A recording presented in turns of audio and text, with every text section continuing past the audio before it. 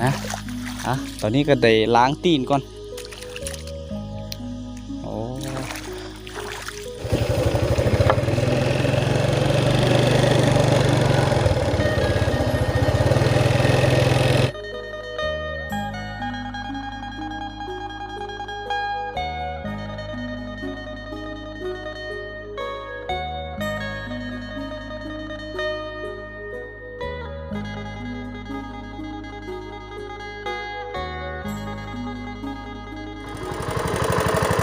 สบายดีทุกคนสบายดียามตอนเศร้าเลยทุกคนเลยตอนนี้นะตอนนี้ไอ้เคกมาอยู่ที่เมืองกำลังขามเตกนะเคซีออกเมืองนะแล้วก็จะพาทุกคนไปเบิ่งเส้นทางในช่วงฤดูฝนทุกคนเลยว่าเส้นทางมันสีเป็นแบบไหนนะตอนนี้โซเฟอร์เรือกำลังขับเรือเลยตอนนี้นะกับมอเตอร์ไซค์คือเก่านั่นแหละเจ้าผู้ค้ามเหือกับ2 คนนะเต็มไปด้วยขี้ตมด้วยแถวนี้จูแน่แต่ให้มันประดังบอกกับเจ้าบอกเมื่อก่อนจึงให้เงินนะคำ10,000กลับไปกลับ20,000 กีบเหมือนเดิมทุกคนนี่แหละจุดเก่าจุดเดิมนี่แหละนะจอดแต่ว่าน้ำหนามันจะเข้มๆหน่อยหนึ่งนะคุ้นๆหน่อยหนึ่งเลยคืนฮอดนี้แล้วนะ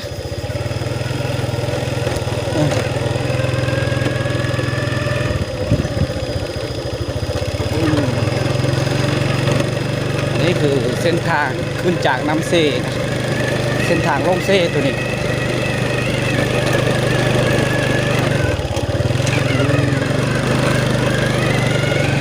ลุกไปเบาไอ้ที่จะคอยไปเลย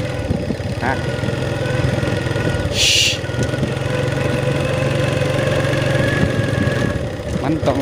เป็นอยู่แล้วทุกคนเลยยามนี้ต้องมีน้ำอังน้ำยังเส้นทางออกเมืองนี่แหละ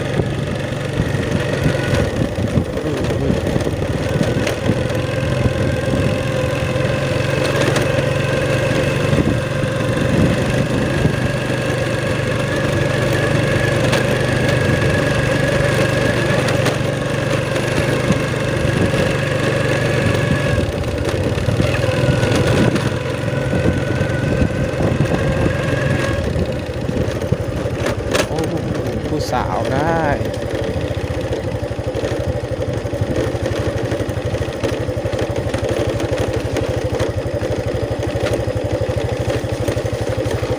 ถามพระเจ้าก่อน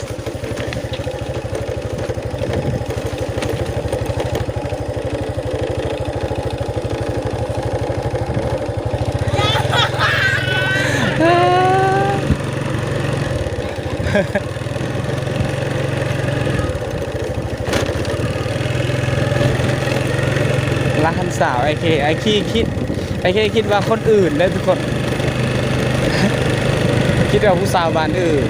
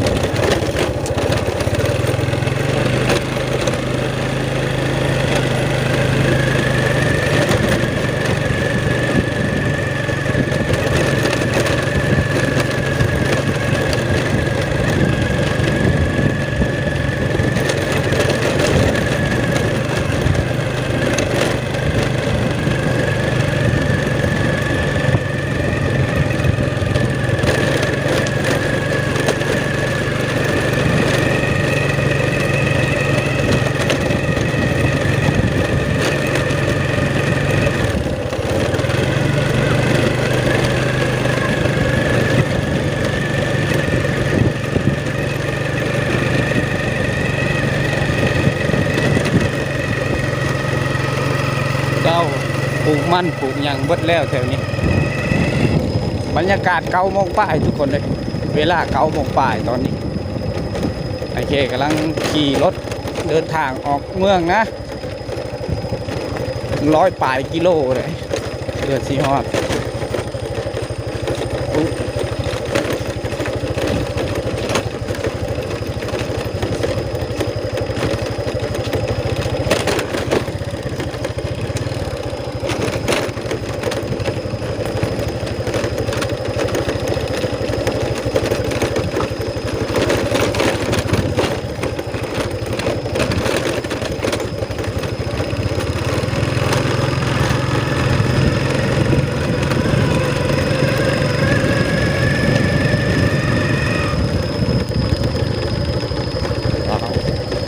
กระสิโอ้โอ้โอ้หอดห้วยแล้วจุดนี้อันนี้คือห้วยแกงแจ๊ะเด้ทุกคนเลยห้วยตัวนี้เป็นบ่อนจุดหนึ่งที่ยากที่สุดนะสีคามขี่ขึ้นไปผ่านไปหลายนาทีนะในที่สุดก็ได้ฮอดห้วยมันจี้ทุกคนเลยอันนี้คือห้วยมันจี้ว้าวถ้าว่าช่วงฝนตกอาจจะมีน้ำหลายนะห้วยมันจี้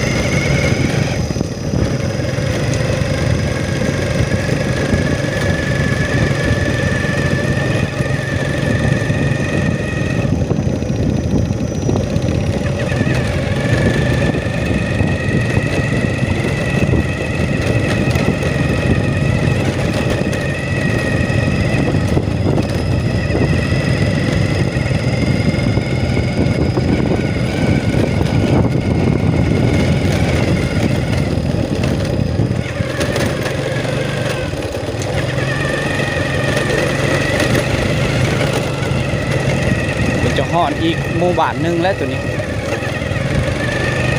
บ้านหนึ่งนะ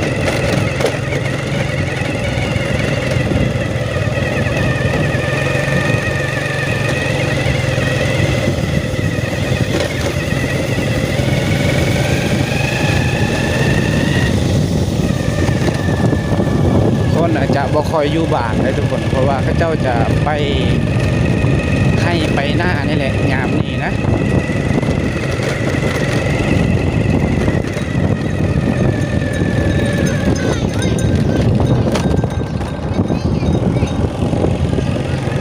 พระเจ้าเลี้ยงหัวเลี้ยงขวาน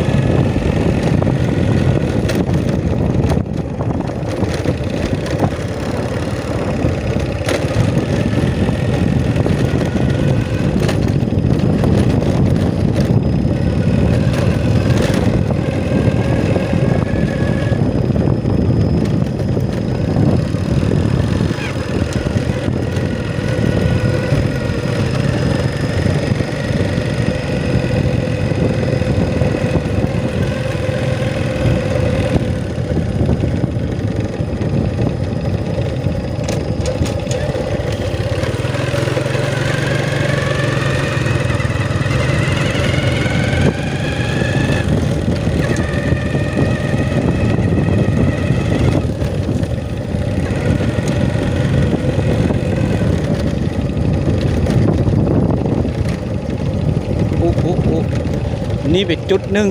ที่ยากที่สุด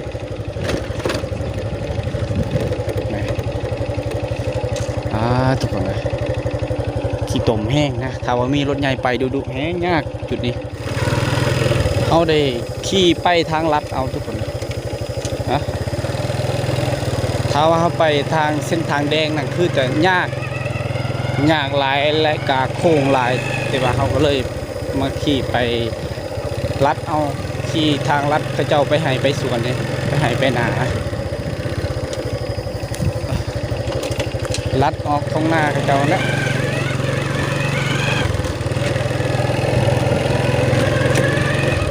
แล้วดูแรงส่วนลายแล้วทุกคนเลยยามนี่แหละออกเมืองนะเส้นทางตัวนี้แหละออกเมืองนะถ้าวันยามแรงเราไม่ค่อยจะไปทางคุณเลยทุกคนสำหรับรถจักรนี่เด้ถ้าว่ารถใหญ่รถอีเต็ดนะร ถใหญ่รถไทยแล้วเขาจะไปทางพุ่นเส้นทางแดงทุกคนถ้าว่าเจ้าขับจักรไปทางนี้เลย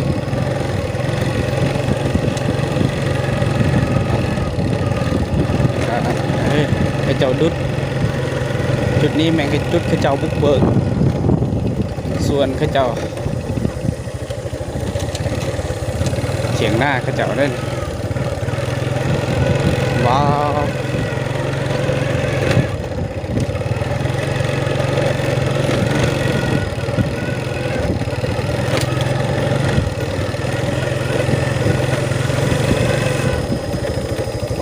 ไปทางไหนไปนี่ตกเกียมไปทางนี้เหรออู้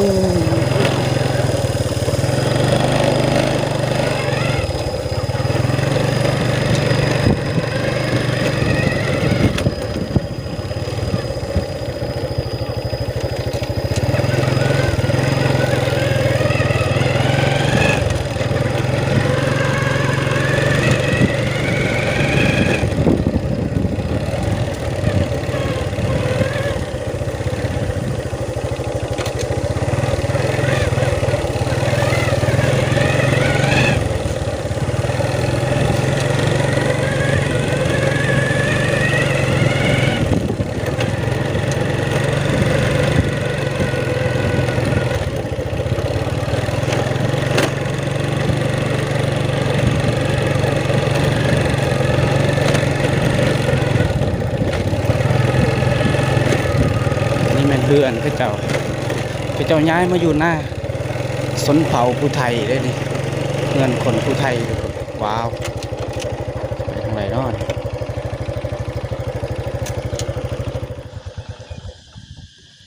ผ่านไปหลายนาทีทุกคนตอนนี้ข้ามท้องนาพระเจ้าจุดนั้นก็ถือว่าไอเคถ่ายให้ทุกคนได้เบิ่งบ่ได้ก็เนื่องจากว่าขับรถมือเดียวทุกคนเลยนะตอนนี้ก็ได้ล้างตีนก่อนโอ้เส้นทางยากสุดเลยไปลัดเอานะทุกคนถ้าว่าสีไปโค้งทางพุ่นก็อาจจะ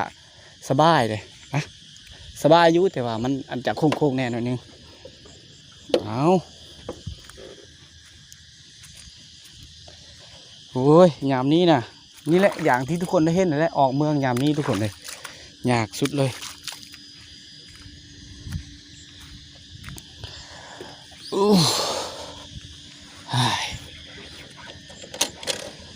เขาเจ้าไทยหน้าเลย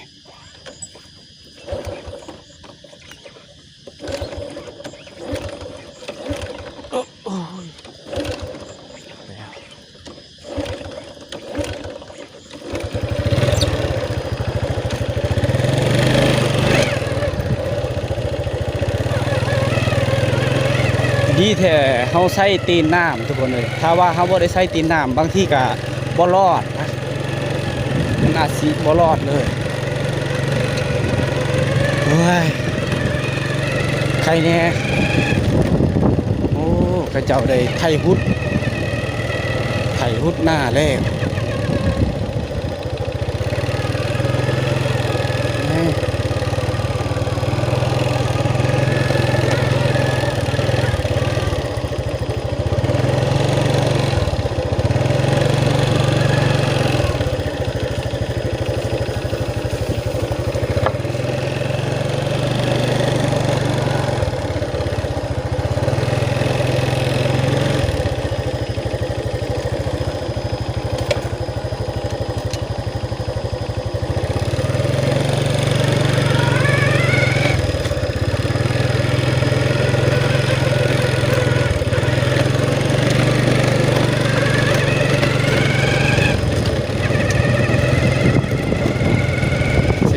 แดงตัวนี้ทุกคนเลยนี่แหละ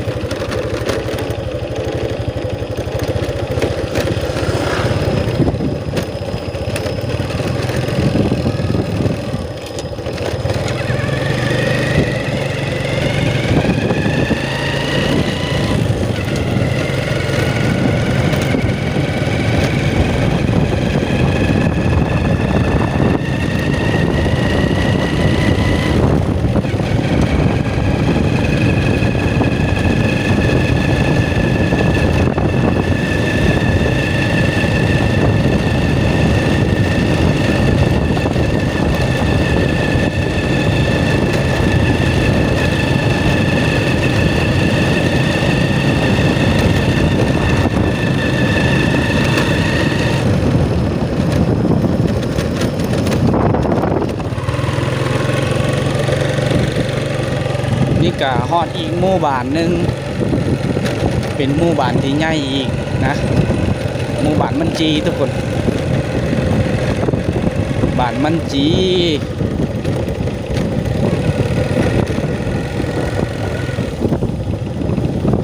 หมู่บ้านชนบทที่อยู่ติดแคมทางนะ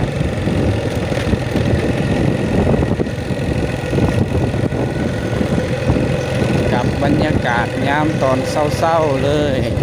ตอนนี้โอ้ยอาจจะบ่ค่อยเห็นคนนะพระเจ้าว่านกาไถนาแหละทุกคนงามนี่นะส่วนหลายนะพระเจ้าบ่ได้อยู่เฮือน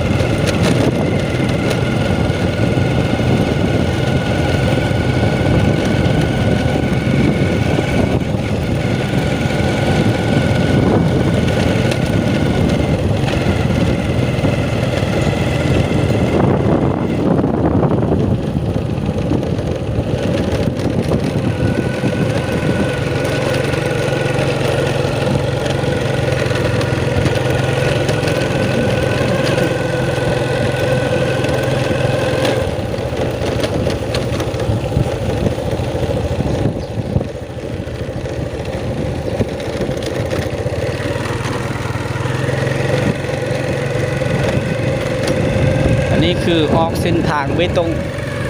เส้นทางเข้าโรงงานนี่แหละอันนี้คือโรงงานเลย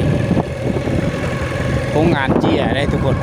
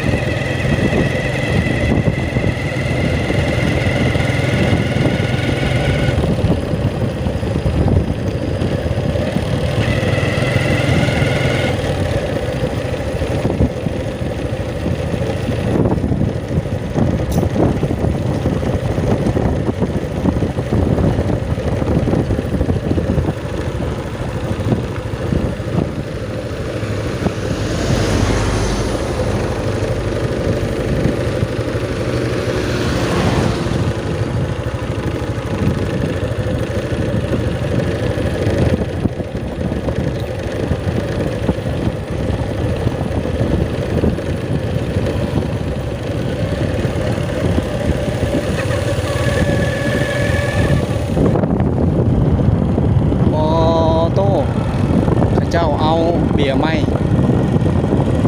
เจ้าเอาเบียร์ไหมได้ฮันว้าวคนเยอะแยะจังเลยทุกคนเลยนี่คือลังโรงงานนะบอนพระเจ้าขายเบียร์ไหมเจ้าขายเครื่องเลาะแคมทางมันข้าวหลาม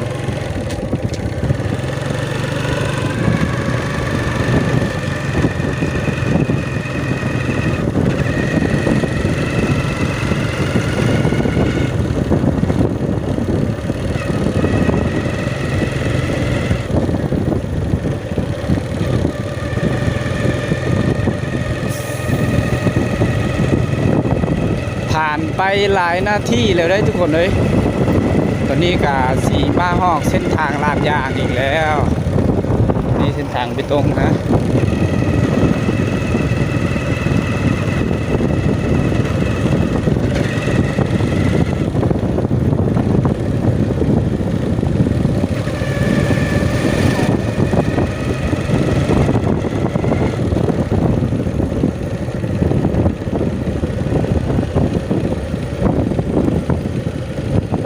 ไปทางนี้คือไปเมืองเลยเมืองเซโปนไป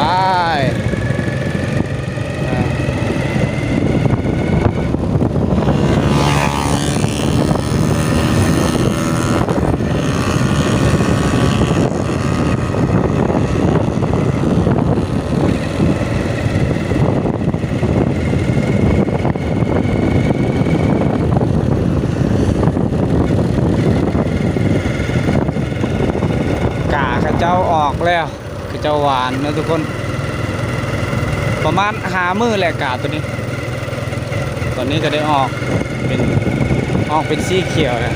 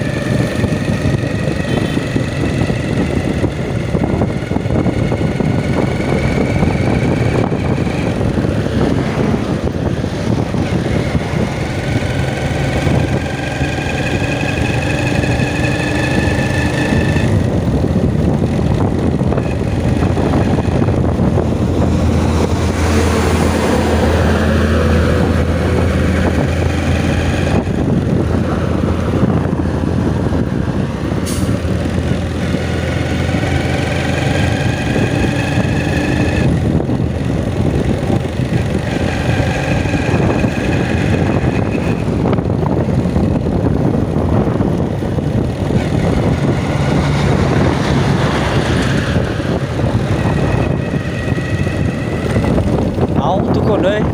ผ่านไปหลายนาทีนะทุกคนตอนนี้ไอเคก็กลับมาแต่เมืองเลยนะกลับมาแต่เมืองกาไอเคไปบ่ฮอดเมืองแล้วทุกคนไปซื้อของหน่อยนึงอยู่อันทางแบงวิลานะไปอยู่อันซื้อของอยู่บ้านนาบ่อก็เลยไปบึ้ดนึงก็เลยกลับมาคือเก่านะตอนนี้กะมากาบาดคนแล้วนะทุกคนอยู่ในระหว่างทางเลยตอนนี้ไอเคจะให้ทุกคนได้เบิ่งบรรยากาศอีกตอนกลับทุกคนเลย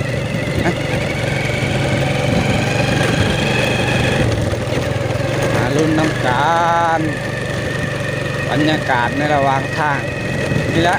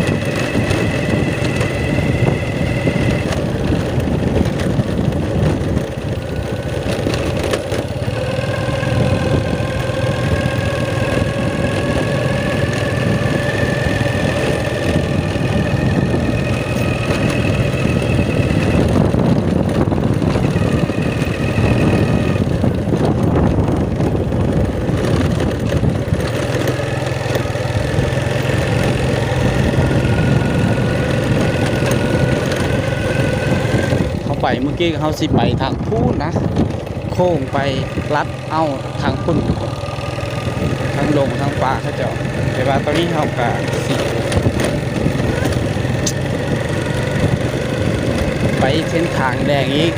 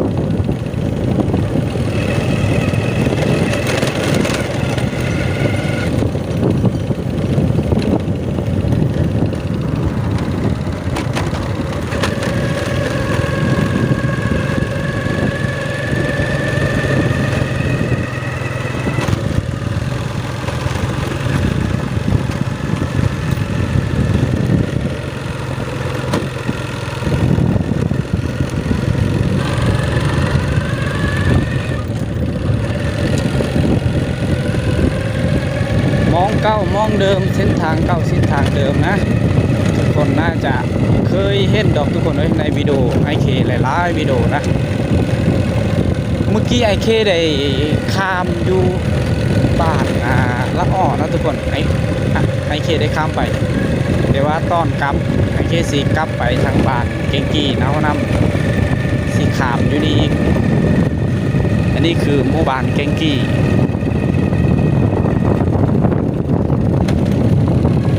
เป็นหมู่บ้านชนเผ่าผู้ไทยเด้อทุกคน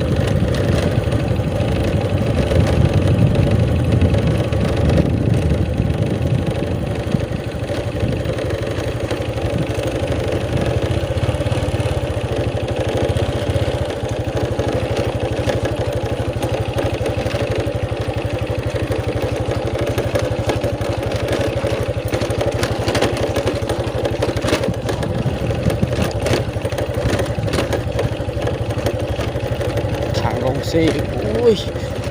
หยามนี่นะทุกคนดีอ้าวพอดีรถพอดีเหือเขาเจ้า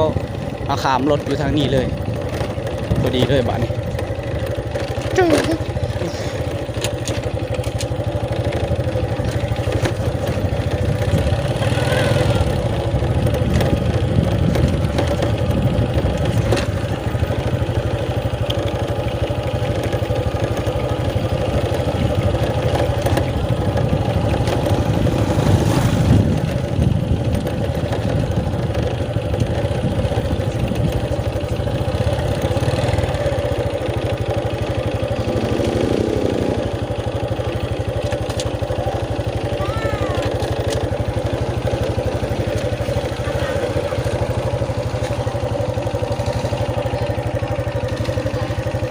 โอ้